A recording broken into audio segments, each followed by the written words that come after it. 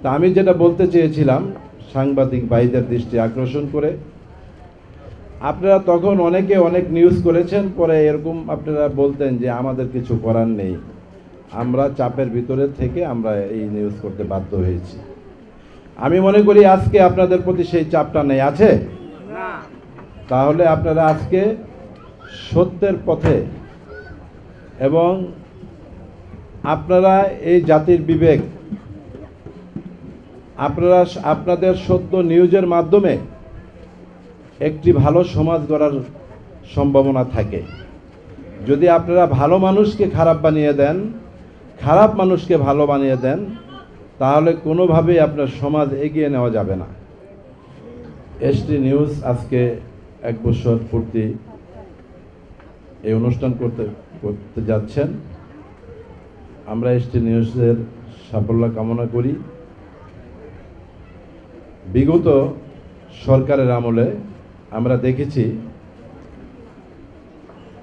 সাংবাদিকরা ইচ্ছা করলে তাদের মত প্রকাশ তারা নিজের মতো করতে পারেননি। আজকে দীর্ঘদিন পর হলেও দীর্ঘ আন্দোলন সংগ্রামের মাধ্যমে হাজার হাজার নেতাকর্মী গুম খুন এবং পঙ্গুতার মাধ্যমে পঙ্গুবরণ করে আজকে একটি পর্যায়ে এসে সেই শেখ হাসিনা সরকার, যেটা আপনার ইতিহাসে নাই,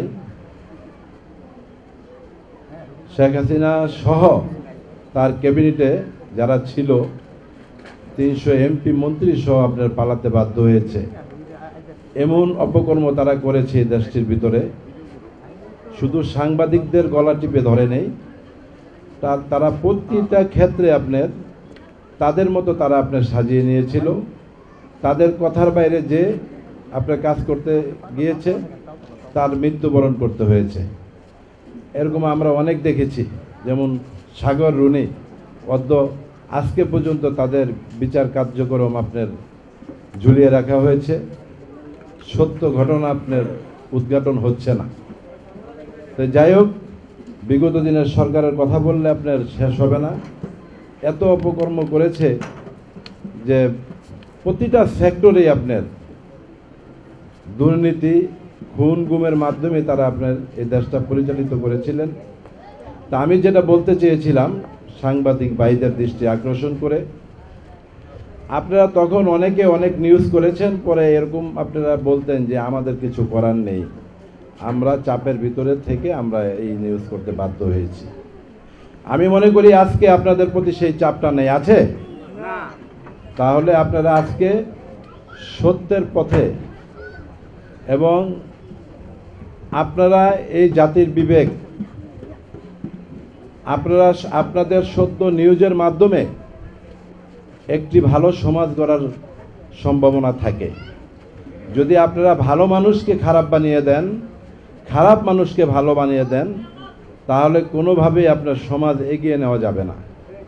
তাই সর্বপ্রথম আজকে যারা এখানে সাংবাদিক ভাইরা আমার উপস্থিত হয়েছেন, আমি আপনাদেরকে বলবো, আমি সবাইকে এখানে চিনি, আপনারা নিষ্ঠার সাথে আপনারা নিউজ করেন।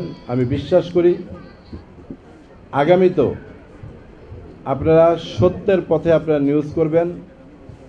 আপনারা আমাদেরকে ভালো করে চিনেন, আপনারা আমাদেরকে ভালো করে জানেন।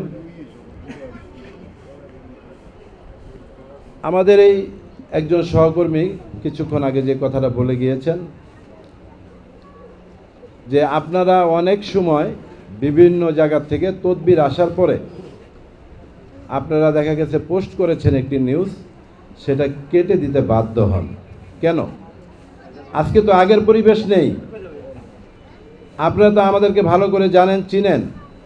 5ই আগস্টের পরে অত্র এই কুতুবপুরে আমার মনে হয় না হলেও আপনার আমরা 1 থেকে 150 মাদক সন্ত্রাস বিরোধী আপনার সমাবেশ করেছি। তাহলে আমরা তো আপনাদের পাশে আছি। তো যাই হোক, আমি আপনাদের দৃষ্টি আকর্ষণ করে বলবো, আপনারা সঠিক তথ্য নিয়ে সঠিক নিউজ করবেন। আমরা আপনাদের পাশে থাকব। যে কোনো সময় আমাদেরকে ডাকবেন, আমরা আপনাদের পাশে থেকে আপনাদেরকে সহযোগিতা করব। আমি সবাইকে ধন্যবাদ জানিয়ে আমার বক্তব্য এখানে শেষ করছি এবং এসটি নিউজের আগামী দিনে সাফল্য কামনা করছি। খোদা হাফেজ। বাংলাদেশ জিন্দাবাদ। আসসালামু আলাইকুম।